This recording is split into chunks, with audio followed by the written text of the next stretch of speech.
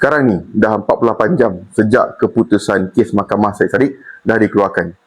Dan walaupun inilah satu keputusan yang kami tak mahu, tetapi ia adalah satu keputusan yang kami jangka dan kami dah pun patut bersedia. Tetapi sebelum saya betul-betul move on, bagilah peluang untuk saya bercakap tentang kes Mahkamah Syed Saddiq ni satu kali lagi.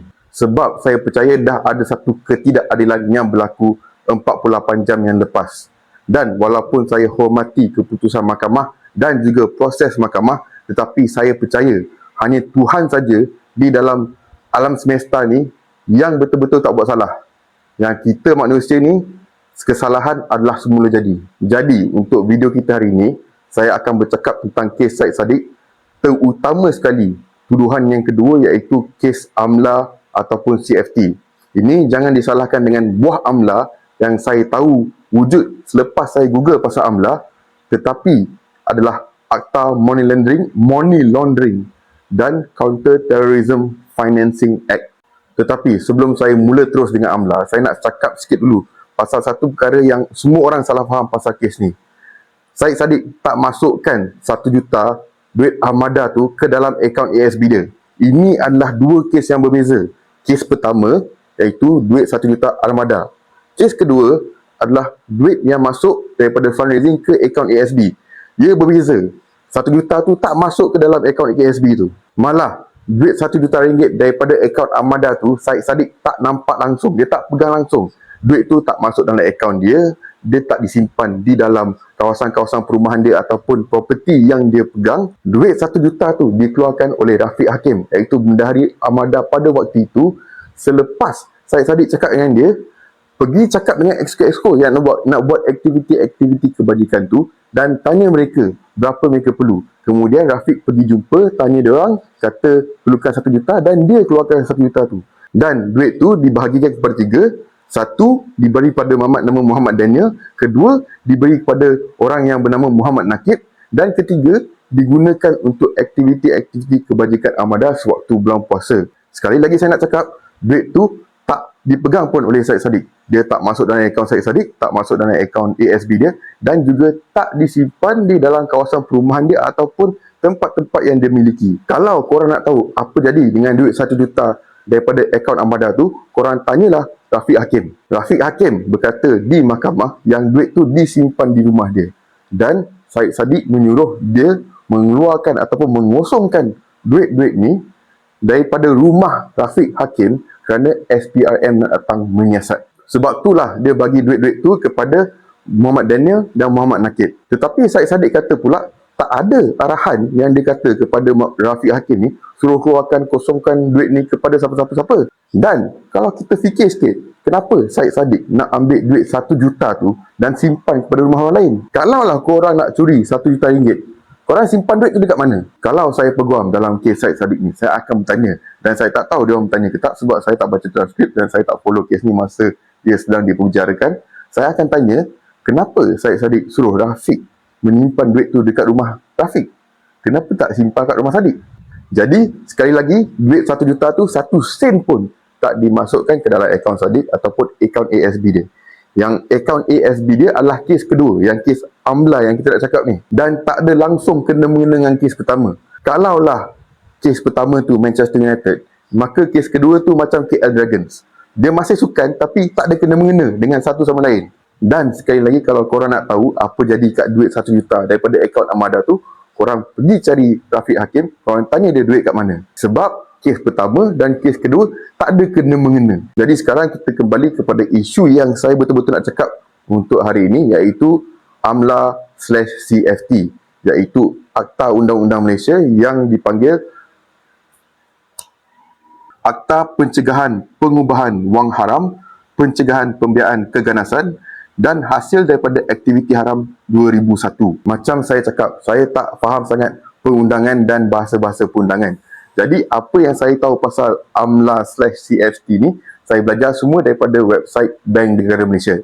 Dan website ni adalah satu website yang bagus. Dia siap bagi contoh lagi, 2 contoh berkenaan dengan macam mana satu kes tu dikira sebagai AMLA ataupun CFT. Dan akta ini bermula daripada Amerika Syarikat. Bila korang tengok dalam nama akta ini adalah Pencegahan Pembiayaan Keganasan.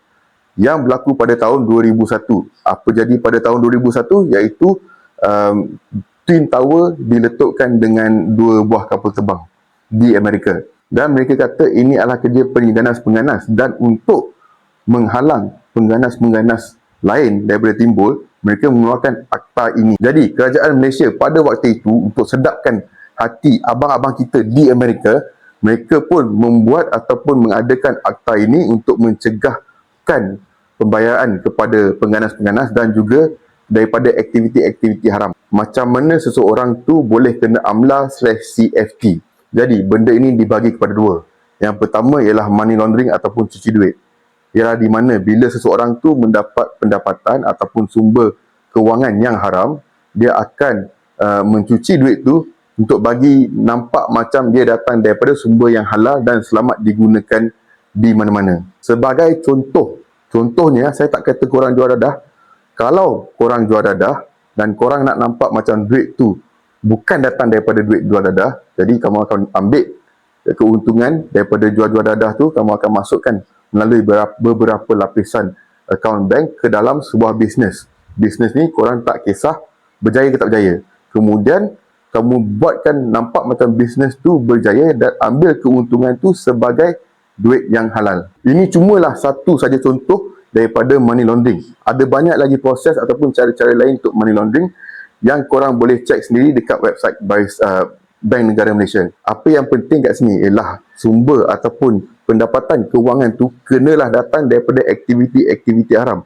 Dan kalau duit-duit tu adalah datang daripada aktiviti haram ataupun sumber-sumber haram, maka masukkan ke mana-mana bank account pun ia dikira sebagai money laundering. Dan kalau duit ni kemudian diberi ataupun disalurkan kepada orang-orang pengganas, kepada teroris, maka ia akan menjadi money laundering dan juga counter terrorism financing. Itu je yang korang kena tahu. Jadi dengan apa yang kita tahu pasal AMLA yang saya dah cakapkan tadi, kita balik kepada kes Syed Saddiq. Yang saya ingatkan balik, tak ada kena-mengena dengan kes RM1 juta yang dikeluarkan daripada akaun Armada tu. Benda lain. Kes ni kes lain, kes tadi kes lain. Untuk bertanding dalam pilihan raya PRU 14, Syed Saddiq mengeluarkan duit daripada ASB account yang milik dia punya. Syed Saddiq punya account. Dia keluarkan duit tu untuk bayar kos-kos kempen dia. Kemudian, dia buat pula fundraising, pengumpulan dana daripada orang ramai untuk bayar balik duit ASB. Ganti balik duit ASB daripada akaun dia sendiri yang dia bawa keluar tadi. Ingat, kalau kita bawa keluar duit ASB, kita kena bayar balik. Orang-orang ramai yang berdema untuk pengumpulan dana ni, membayar duit mereka ke dalam akaun AB, bukan AB Link, tetapi Armada Bumi Bersatu Enterprise, iaitu akaun yang bukan rasmi dimiliki oleh Armada dan Bersatu. Kenapa dia tak pakai akaun Armada ataupun Bersatu? Sebab waktu itu Armada dan Bersatu masih lagi tak sah. Ingat tak, dia orang bertanding pakai logo PKR. Kemudian duit tu ditransferkan ke ASB akaun dia, yang dia bayar balik duit yang dia keluarkan awal-awal untuk digunakan untuk berkempen pada PRU 14. Dan untuk ini, dia didakwa atas AMLA/CFT. Saya nak tanya kat korang, kat mana datangnya sumber wang haram ataupun pendapatan yang haram? Adakah pendema-pendema tu bagi duit-duit haram? Dan kalau dia bagi pun, kenapa korang charge Syed Saddiq? Kenapa tak charge pendema-pendema tu? Dan kalau akaun Syed Saddiq kena AMLA, kenapa akaun AB ni tak kena AMLA? Kemudian, adakah duit tu sampai kepada pengganas? Lainlah kalau korang nak kata biskut kesihatan yang dia simpan kat dalam dapur dia tu pengganas. Sebab rasa dia pun macam mengganas. Dan katalah kalau ini pun masih salah, maksudnya dia ambil duit fundraising tu digunakan untuk bayar ASB, maka dia patut didakwa bawah kanun kesiksaan, bukan AMLA. Dan kalaulah ini betul-betul kes AMLA, maka Syed Saddiq dan pasukan dia adalah memang tak pandai buat AMLA ni, sebab daripada menggunakan lapisan akaun yang berlainan untuk cuci duit, dia ambil duit tu terus masuk ke dalam akaun dia sendiri. Dan saya rasa Syed Saddiq ni tak bodoh. Macam saya cakap tadi, kes pertama dia dan kes kedua dia tak ada kena-mengena. Dan kalau korang nak tahu apa jadi kat duit 1 juta Armada tu, korang pergilah cari Rafiq Hakim, Muhammad Daniel dan Muhammad Nakid. Kes kedua dia bukanlah kes AMLA. Kes ni sangat bukan amla yang website Bank Negara Malaysia patut update website diorang dan tambah kes tadi ketiga untuk bagi contoh sebagai amla, iaitu Mr. S adalah seorang ahli politik yang letak duit fundraising di dalam ASB. Kalaulah kes ni kes amla, apa yang berlaku 40 jam yang lepas bukanlah seorang penjenayah dihukum bersalah, tetapi percubaan untuk membunuh satu-satunya suara rasional rakyat di dalam dunia politik. Ramai orang kata sebab Syed Saddiq didapati bersalah adalah sebab dia salah pilih kawan di dalam dunia politik. Tetapi apa kena-mengena kawan ataupun lawan dalam kes yang dia betul atau salah? Semua orang berasa takut dengan potensi Syed Saddiq bila dia bersama dengan muda. Jadi mereka rasa lebih senang kalau dia tak ada. Tetapi ini bukanlah penghujung. Masih ada lagi 2 peluang untuk Syed Saddiq melawan keputusan ini. Dan kami di Muda tidak akan berhenti tanpa Syed Saddiq.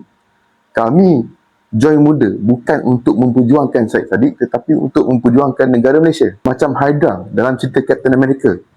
Potong satu kepala, 2 lagi kepala akan tumbuh di tempatnya.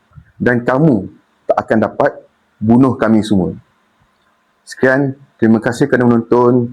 Tolong subscribe, like, komen dan yang paling penting share pada kawan-kawan. Walaupun nampak macam benda ni kecil, tapi banyak-banyak membantu untuk saya mengembangkan channel ini. Dan saya berterima kasih kepada semua orang yang menonton video-video saya yang lepas, yang dah subscribe. Dan kalau korang nak join Perjuangan Muda, seperti biasa saya akan letakkan link untuk borang sertai Muda di dalam description box di bawah. Sekian, terima kasih.